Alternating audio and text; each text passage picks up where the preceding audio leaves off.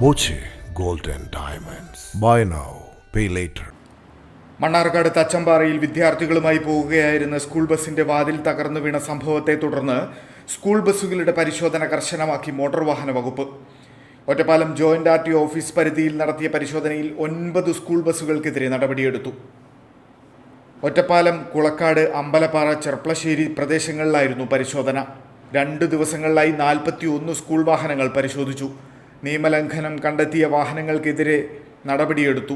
ബസ്സുകളിൽ യാത്ര ചെയ്യുന്ന വിദ്യാർത്ഥികളുടെ വിവരങ്ങൾ കൃത്യമായി സൂക്ഷിക്കാത്തതും അനുവദനീയമായതിൽ കൂടുതൽ വിദ്യാർത്ഥികളെ കയറ്റിയതും അറ്റൻഡർ ഇല്ലാത്തതും ഉൾപ്പെടെ നിയമലംഘനങ്ങൾ കണ്ടെത്തിയതിനായിരുന്നു നടപടി. പിഴ ഈടാക്കുകയും പരിഹരിക്കാൻ നിർദ്ദേശം നൽകുകയും ചെയ്തു. മോട്ടോർ വെഹിക്കിൾ ഇൻസ്പെക്ടർമാരായ PJ റെജി, അശോക് കുമാർ എന്നിവരുടെ നേതൃത്വത്തിലായിരുന്നു പരിശോധന. Time kids pre school, Mannannur road, Vaniyamkulam. .View news. കാഴ്ചകളാണ് ലോകം, കണ്ടു തുടങ്ങുക.